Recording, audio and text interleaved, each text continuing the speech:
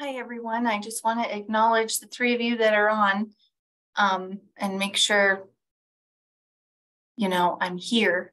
So we'll be starting in about 4 or 5 minutes, just kind of waiting to see who else is going to join.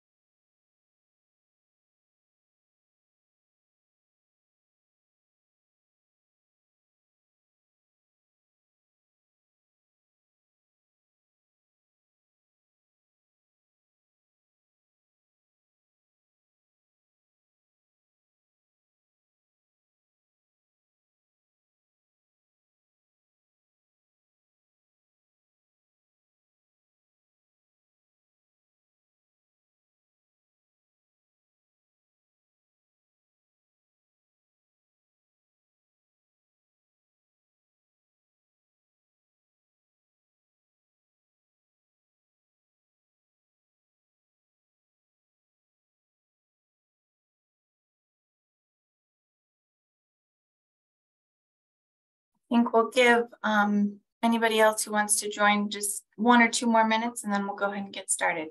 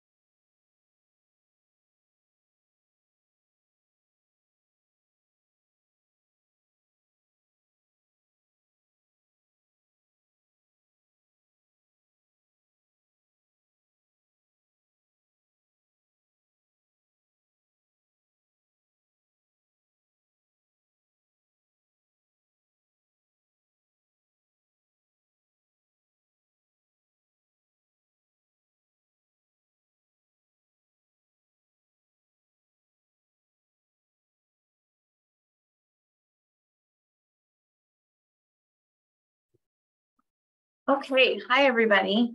I think we'll go ahead and get started with this WDTF Q&A session. I'm Brittany Huffman. I am the Workforce Development Training Fund Program Specialist.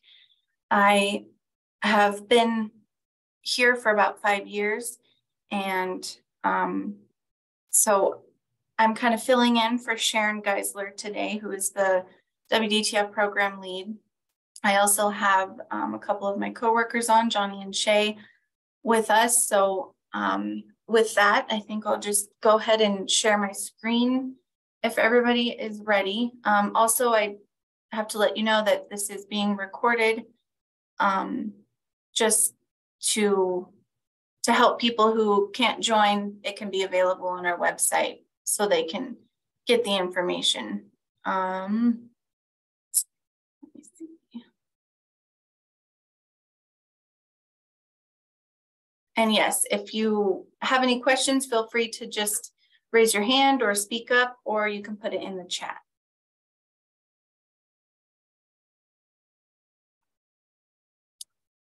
Okay. Can everybody see my screen? It should say Business Training and Support Unit.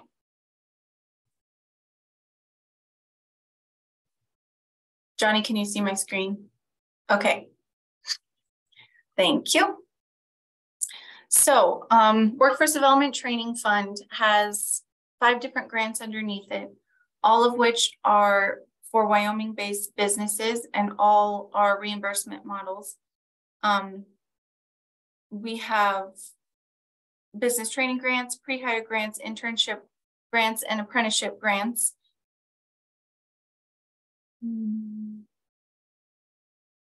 And here's the landing page for the WDTF. And here's where you can register for any of the Q&A sessions that we have. We have them every other Tuesday at 2 o'clock on Zoom. You can also click here for the new emergency rule changes that took place a few months ago. And these are just the changes that took place in those. And here is a list of the preferred industries, which we'll get into a little bit in each, how it affects each grant. And here's our main number for Workforce Development Training Fund. And here is the designated WDTF email, which I will go ahead and put in the chat. If I can find it, there we go. And then I'll just go ahead and put our internship designated email in the chat as well. And then I will also put this link to the WDTF website in the chat. So we'll just start from the top here. We'll start with apprenticeship grants. Ivy Moore is the apprenticeship program lead. And here you can find her information, her phone number, and her email. So apprenticeship grants are for Wyoming-based businesses registered with the Department of Labor. That help businesses with the costs and expenses in the related instruction. And each of them are required to be registered with the Office of Apprenticeships. Here you can find the application form, the rules, the final report documents, and some other helpful links in here to help you apply for the apprenticeship grants. And the business training grants, they're available for businesses to send their employers to training and help them with the funds related to that training. That includes registration, any travel costs, excluding lodging and meals, and any class materials or fees associated with the training. The training must upgrade the employee's skill or correct a skill deficiency. There has to be a direct relationship from the training to the trainee's role or current occupation within the business. And the training should enhance the business's productivity, efficiency, and profitability as well. This is where the preferred industries come into play. If the business falls in the preferred industries, then they get $5,000 per trainee per fiscal year. If they do not fall in the preferred industries, then they get $4,000 per trainee per fiscal year. This is one of the things that changed in the emergency rules. So it used to be $1,000 for non-preferred and $1,500 for preferred. So that's one of the changes. And then it used to be limited for businesses based on monthly limitations. Now we've taken that away, and now businesses have up to $200,000 per business per state fiscal year. And here are some forms that are helpful in applying, in creating your business account, and doing your final report. There's rules in here and checklists and some examples and samples of documentation you can use as you go through the grant process. And then here it kind of goes through step by step what the process is from beginning to end of the business training grant application. Okay, and then we also have a couple links here, just helpful hints for the business. Frequently asked questions. These are the questions that we get quite a bit. So this just kind of covers a lot of the information that, maybe some of the rules don't cover, and then same with helpful hints. And you can always call us if you have additional questions or need clarification on anything. You can always call. And internship grants. This is to help Wyoming businesses with an intern's wages, and then a small percentage of the wages for an administrative fee for the business for hosting the grant. This is meant to be a structured learning experience for each of the interns. The business is allowed up to 6 internships per state fiscal year, as long as they're able to support their capability as a business to host however many internships that they're requesting. They get up to 1,040 hours per state fiscal year at up to $25 per hour. As long as they can support with documentation, support the requested hourly wage with documentation. And here are some links that you can go and look at the industry average. So I'll just go into ONET because that is one of our higher utilized websites to get an hourly wage, an average hourly wage for their industry or their occupation. So we'll just say electrician. And so here, if you're applying for an electrician intern, you would go in here and go pretty far down to the bottom, select Wyoming, because we want Wyoming's average hourly wage, and hit search. And then here's the salary, the yearly average chart. And then what we would need is for you to click on hourly wage. So it gives us that snippet of the lower end hourly wage, the average, and then the higher end. So what we're looking for is this average and also what you're requesting. So say you are requesting for this example, you're requesting $25 an hour, then that would fall under the average. So then that would likely be approved based on this example here.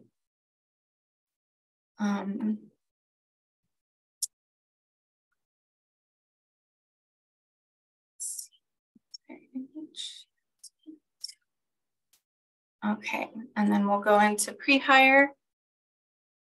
So pre-hire grants are a partnering of 4 different entities, the training entity, a business, the local economic development entity, and then the local workforce center. So an application is submitted with all of those entities on the application, and it is to promote Wyoming's economic growth. And here you can also find the application, the instructions, the rules, some helpful forms that'll help you through the grant process, as well as the reimbursement form, and then some final report documents.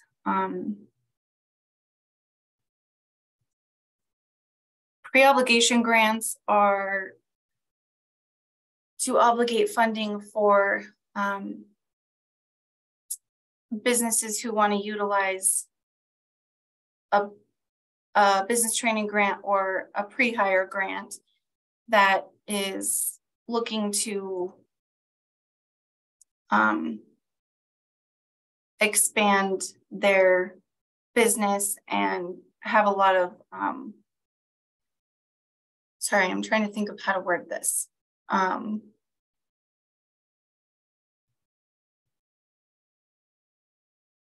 So this is a partnership between a business and an economic development entity to expand the economy utilizing the pre-hire or the business training grant.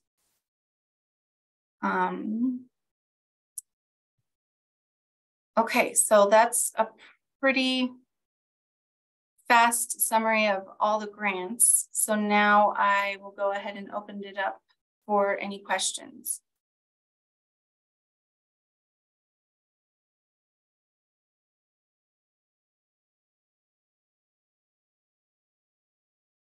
And like I said, you could put it in the chat, or you can raise your hand and we can answer it either way.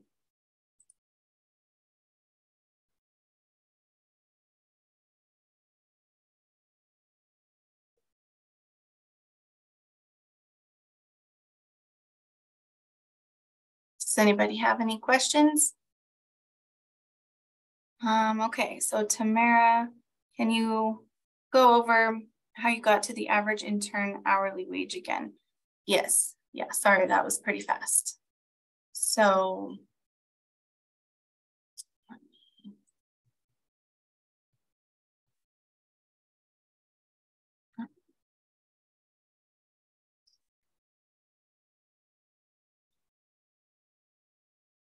okay. Trying to get rid of. So you can find the actual link under internship grants, and it'll be this ONET. You can also use Wyoming at Work to get job postings on there and give us this snapshot of what the position that you're requesting, the intern position that you're requesting, and what some of those job postings in your area pay. You can, so that's the link to Wyoming at Work.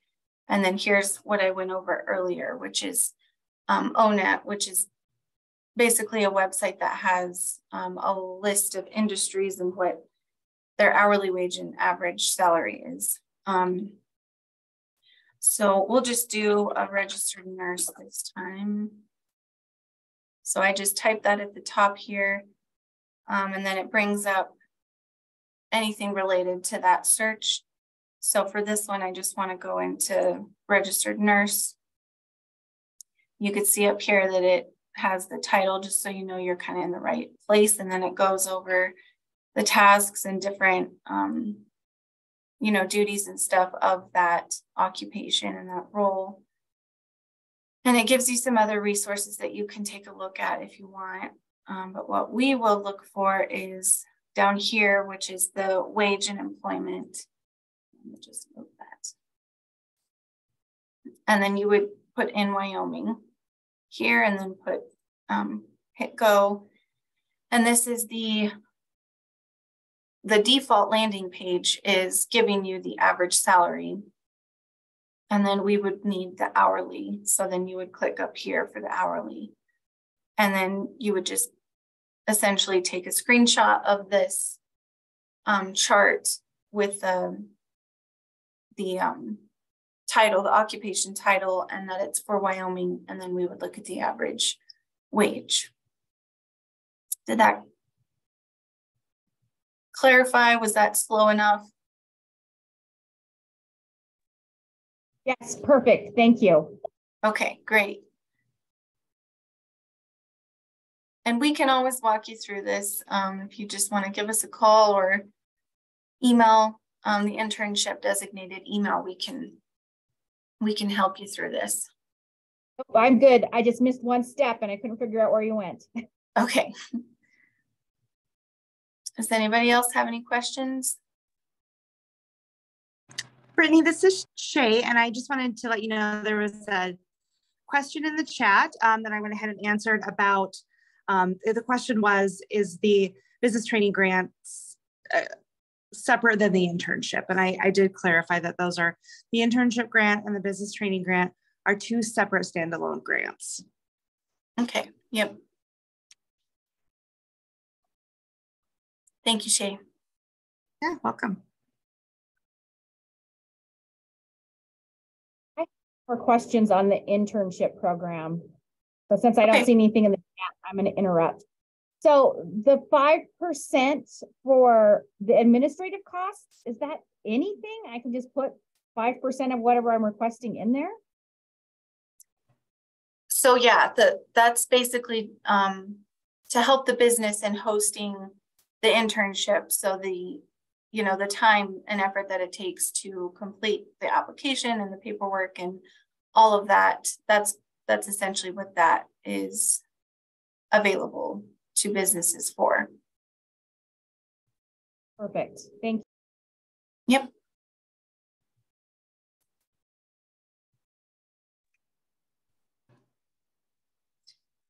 And Brittany, we have another question in the chat that I can let you go ahead and take. But it is a question from Beth, and she says, can the training grant cover things like wellness? So I guess I might need a little bit more information on what you're looking at. If you're referring to like a wellness training, typically as long as it's directly related to the trainee's role within the business, then it would be eligible. Would you be able to elaborate a little bit more on that, Beth?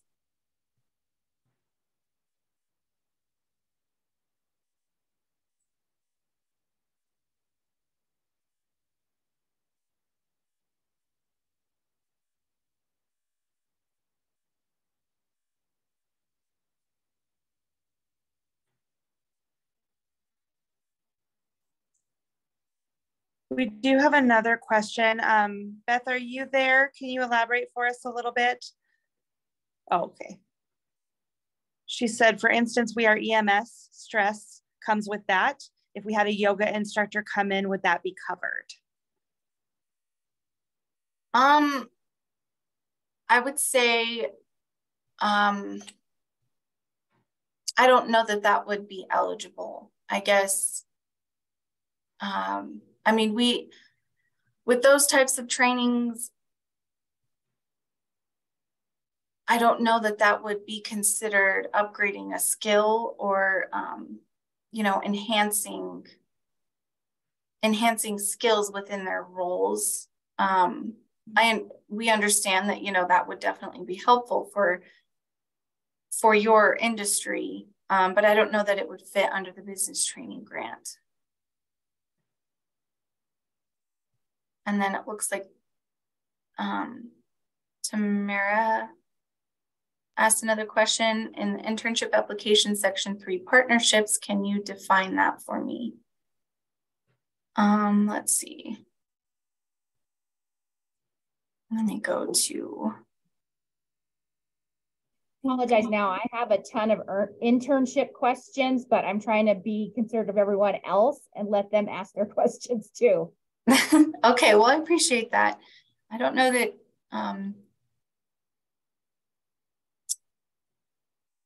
Let me see it. Oh, and I did forget to mention, sorry, that there is a new online Google form application for internships. And then there's also the fillable PDF that we've used up until this point. So I am going to look at the partnerships of the PDF.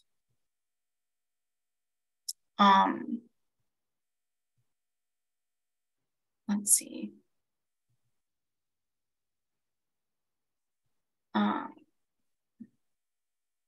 Okay, so you're asking about like an educational institute partnership, or are you just wondering what that would entail?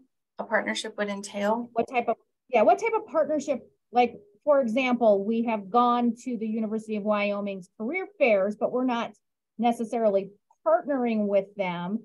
So I just need to know if that is considered we're working with them, or if that involves some sort of contract where we have signed something with them. I'm not sure what. It doesn't have to be like a formal official partnership. If, you know, you're getting applicants from an educational institute or any other type of partnership, like in that way, like where you're, you know, majority of the applicants are from a specific place, then I would say that that would need to be mentioned as a partnership in the application. Perfect.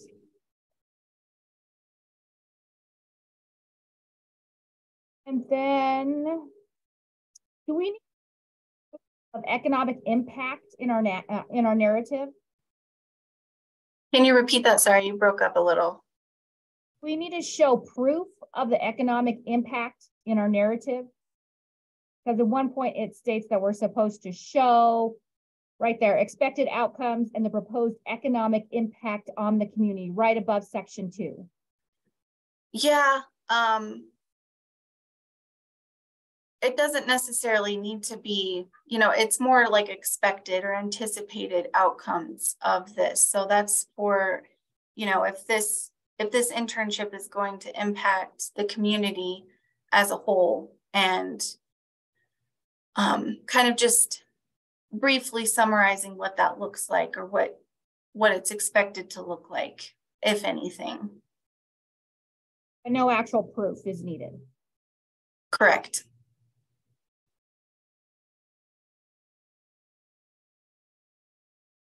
And then under the section 3, the preferred industries, it does have finance. So can I assume me as a banker, a bank, we qualify for that? Is that correct? Yep. So you would be a preferred industry if you're in the finance industry.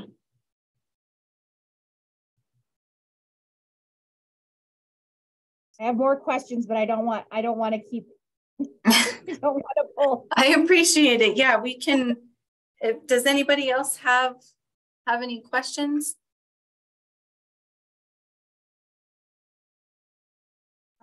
There is another question in the chat. Let's see here to pull it up. So Beth is asking, for in-person training, when we have a trainer come in, for instance, and teach a 3-month long training course, they need to fill out a 1099. So I think she's just wanting some clarification on that, if we want to jump to that and then back to internship. Okay. Yeah. So I think this is business training grant. So if you have an instructor or a trainer coming to your place of business, they would be considered a training provider that's coming, they would not, so they wouldn't be able to be an employee of your business. If it's an external outside company that's coming to your place of business to train, then they're just considered a training provider and they wouldn't need to fill out a 1099. Did that answer your question, Beth?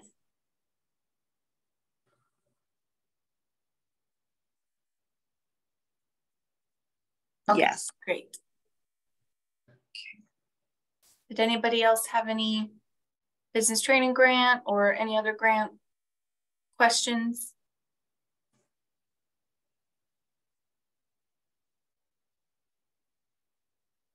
I see the Heidi, if a company is a preferred industry, the trainee gets 1,000 more per fiscal year. The 6 preferred industries are very broad. How do we know if we fall under the one of these categories, and who determines this? So to clarify the first part of this, if a company is in a preferred industry, then they get $5,000 per trainee per state fiscal year. It used to be $1,500 for preferred industries and then $1,000 for non-preferred, but now we have new rules that allow businesses to get $5,000 if they're in a preferred industry per trainee. And the 6 preferred industries, they are very broad, and you are basically self-reporting that when you create the application and create your account in the business training grant. So I think if you know you have something specific that you want to ask, you can ask it here and now. If you want to wait until you get a better feel for the rules and everything, then you can just always call us or email us after you have more information. It's up to you. Brittany, can I add to that? Mm-hmm. So just wanted to mention that we actually do not set those industries. DWS does not set those industries.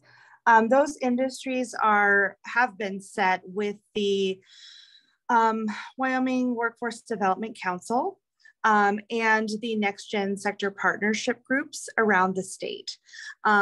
So, those have, I think been in place for,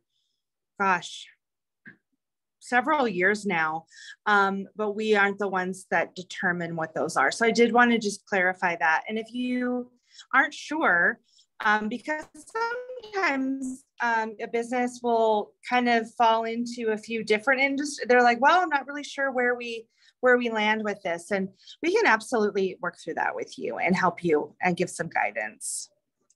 Yep. And I did put in a link that I use that businesses can use too. And it's just an overview of all the different industries. They're not exactly aligned with the preferred industries laid out by the Economic or the Workforce Development Council, but it is kind of helpful sometimes just to see what's under each of these main industries. So I did put that link in the chat. Was that helpful, Heidi?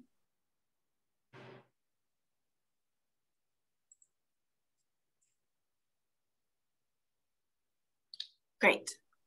Mm-hmm.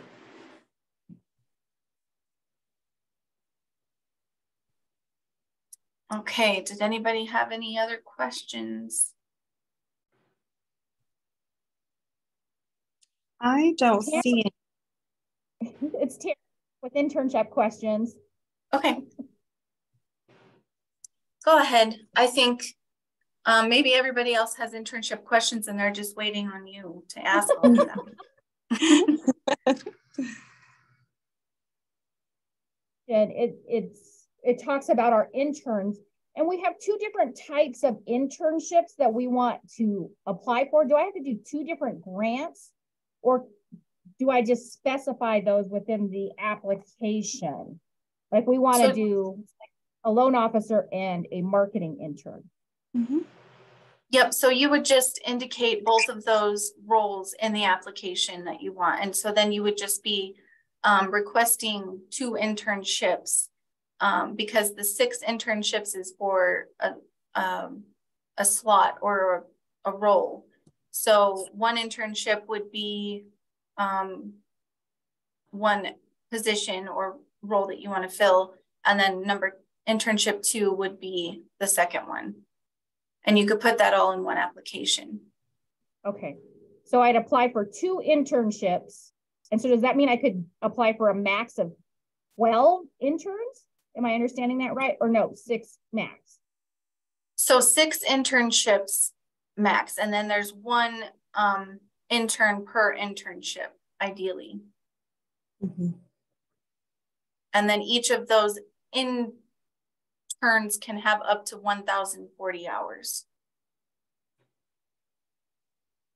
per state fiscal year.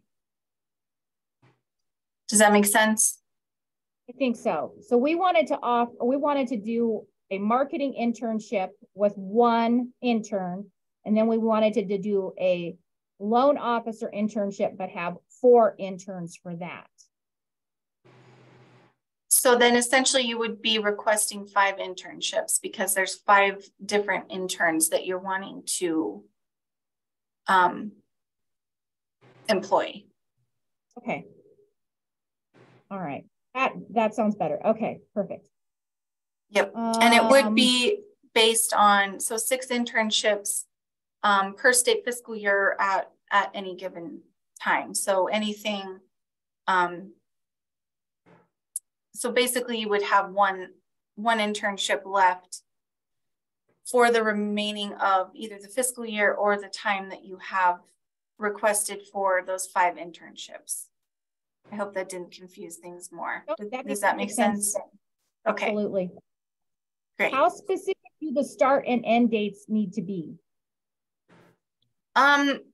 It's fairly flexible. We do want to see applications come through about 30 to 45 days before you want to start the internship. And it doesn't, we do want it to be a pretty solid estimate on the time frame, just because we don't want to have to, I guess, move around dates too much. But I guess, Johnny, would you be willing to talk on that a little bit more? Sure. Basically, you want to be as specific as possible early on. However, we do recognize that a lot of factors play into that. I think one of the main factors that we see, and Savannah can possibly address that too, it is difficulty finding interns at the onset of the internship, possibly finding interns later than the start of the internship, which then we get into the possibility of an extension. But so many different things go into it. We do recognize that the factors that play into it can affect that as well. So basically we're flexible, but we do want to, you know, a logical and realistic start date and training or internship period. Excellent. Okay, next question. Intern exit, or how are those conducted at the end of the internship? So that's really left up to the business. We do have forms, suggested forms that you can use, and it's just based on, you know, what their experience was with the internship, and it has some questions in there to elaborate more on that and what that looks like for the business and what it looks like for the intern, each of the interns. And all we just kind of ask that you have some regular meetings with the interns just to kind of make sure that it's a quality learning experience for them and that their performance is meeting your needs as a business. And so that's kind of why we put that in place, the initial meeting the midterm, and then the exit. That's what those are there for. Where are those forms located at? They are.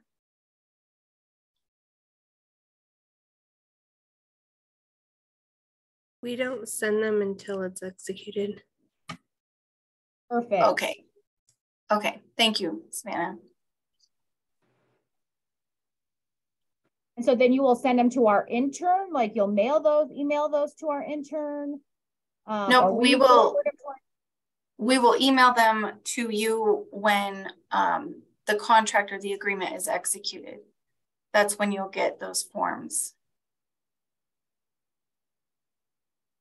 So you apply, we review the application, and then once we approve it, then we enter in, we draft a letter of agreement or a contract and get all the signatures on the contract. And then once it's fully executed and signed by all parties, which is sometimes the Attorney General's office, the business, and then the director, that's when it's fully executed. And that's when we will send you the executed contract along with the forms and documents that you'll need for the internship.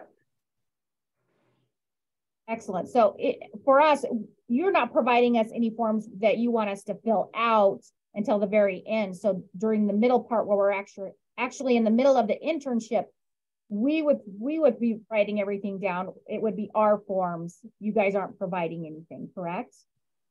So we will provide the forms before the internship starts. So I'm going to try my best to explain this.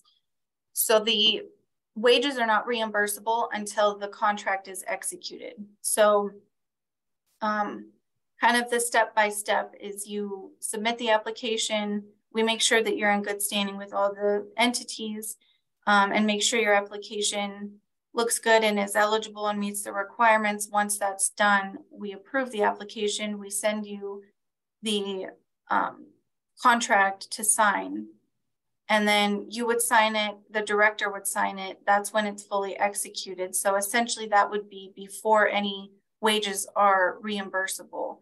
And so typically we have the start date, we'll just say March 1st, or okay, we'll say April 1st, you submit it. Let's just say today we approve it in March, and then the executed contract would get sent to you upon approval of the application. And then once we send you that executed contract, that's when you'll get the forms and documents. So it should be before that, for this example, April 1st start date, because the contract will be executed before then. And then you'll have those documents as you start the internship to submit along the way at the initial meeting, the midterm, and then the exit. Did that clarify? Yes, that made sense. Okay. Cool. In the narrative, is it important for us to like bold any of those things so you know that we've hit all those bullet points within the narrative? Or no, you'll read it and you'll go, yes, that works. I guess I'll let either Savannah or Johnny kind of speak to that.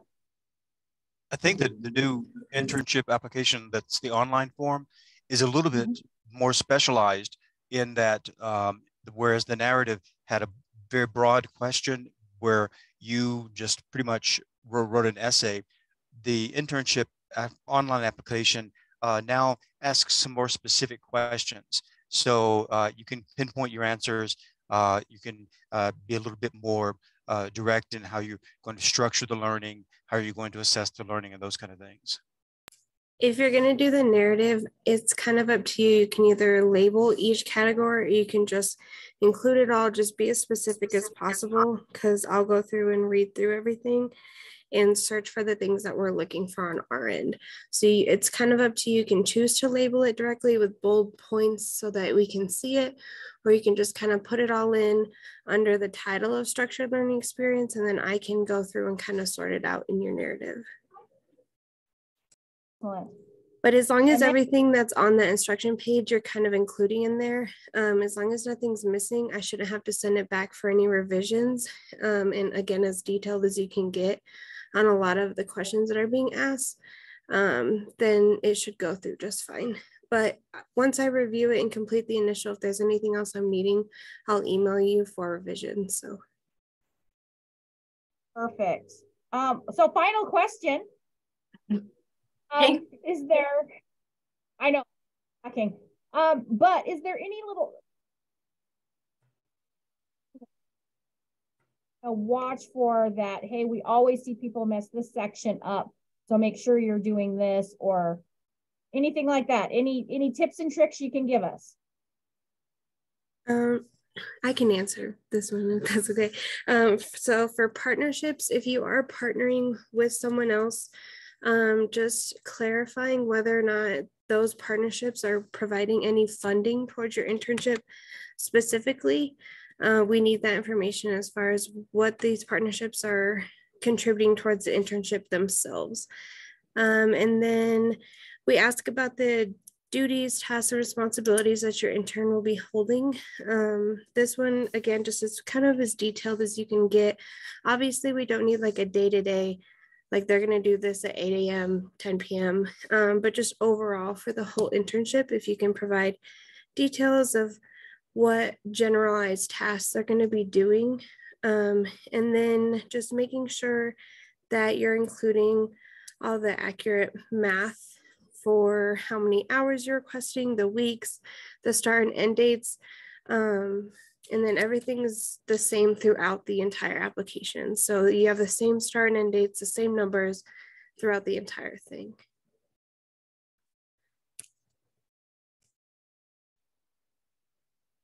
Excellent.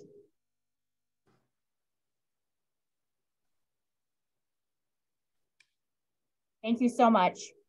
Yeah. Has anybody else thought of questions? Brittany, I don't know that my video is working. Can you see me? Yeah. Oh, well, okay, I don't see me. But I did want to just address, I'm like, well, I'm just having issues over here with technology, which my team is used to. Happens to me a lot.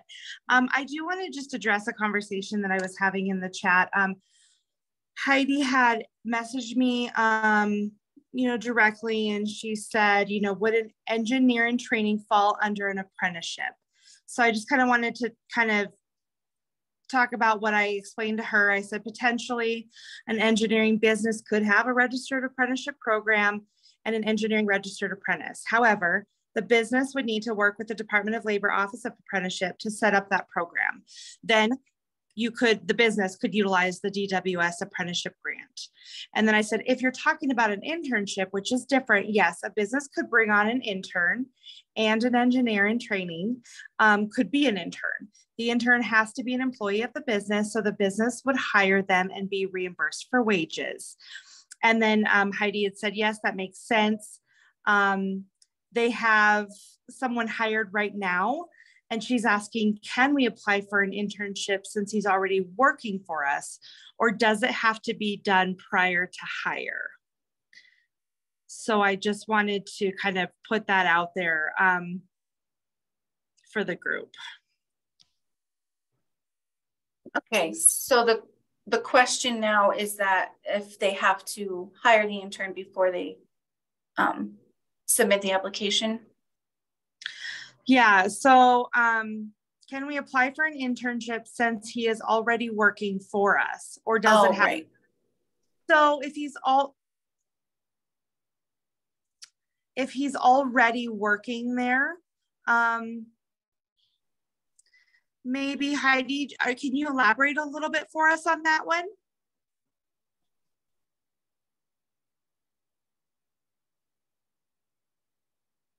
If you're able to.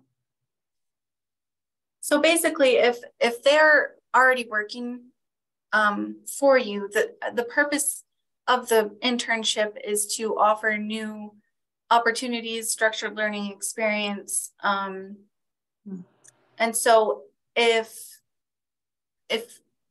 he's in a new role. You know, I see that you said you hired him last fall.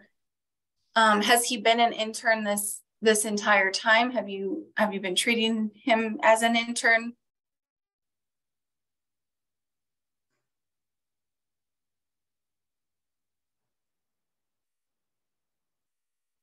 So unfortunately, I don't think that one would qualify, just because it's already an established internship. Is that correct, Johnny? Unless the role is dramatically different, or unless it's an escalation in responsibilities, it would need to have that kind of an impact for it to be really considered a different internship.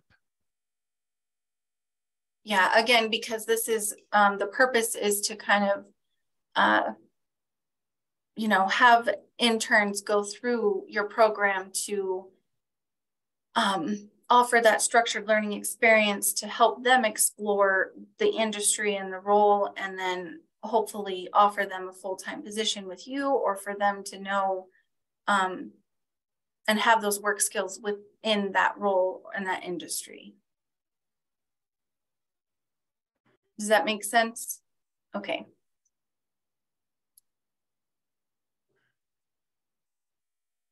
Thank you. I just wanted to read that out loud because, you know, sometimes it's, you know, everybody can learn something just from hearing other people's questions. So.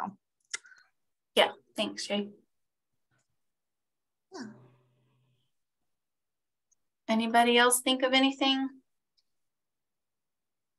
Brittany, I don't want to step into Savannah's territory, but one of the things that that we've noticed over the last several months is when you're filling out an internship application, you want to make sure that when you're looking at the requested wage, first of all, make sure that the information that you're providing is salary based, excuse me, is hourly based, not salary based. And then when you're looking at requesting a specific salary or wage amount, make sure that you are looking at what the average Wyoming based wage is for that role. And if you're choosing to offer more than that, when it comes to the justification, make sure it's a justification that has to do with the job, that has to do with the responsibilities, that it's not a justification that's regionally based, that it's specifically based the job, the responsibilities, and those kind of things. And with the wage documentation, making sure that it's submitted as a if you're doing the PDF application, making sure it's attached as a screenshot directly into your PDF application. If you're doing the online version, making sure it's uploaded as a PDF to the designated area where it asks you to upload the PDF. It's easier for us to go based off the screenshots versus a link because we can't always open the links on our end. So we do ask that it's either a screenshot or attached directly to your application, or it's a PDF into the Google app because links aren't always accessible on our end. So.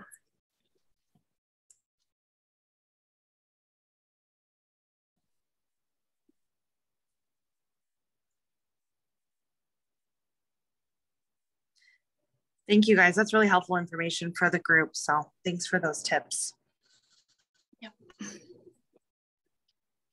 Okay, any other questions before we head off?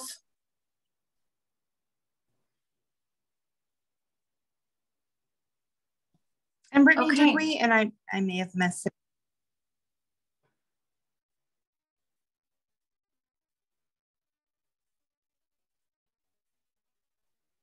Oh, she went away. Are you still there, Shay? Yeah, sorry. Oh, there you are. Just before we hop off, okay, can you hear me? Yeah. Yeah. Okay. I just wanted to mention if anyone has questions, the best email is probably the group, the WDTF general email. Or do you put the specific emails in the chat, right? Okay.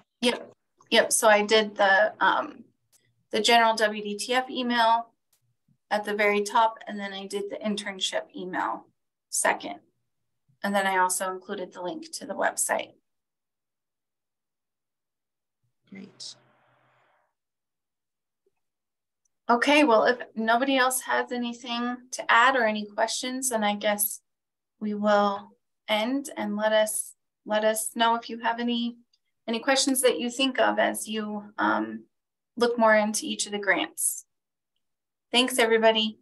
Thank you, Brittany. Thanks, everyone.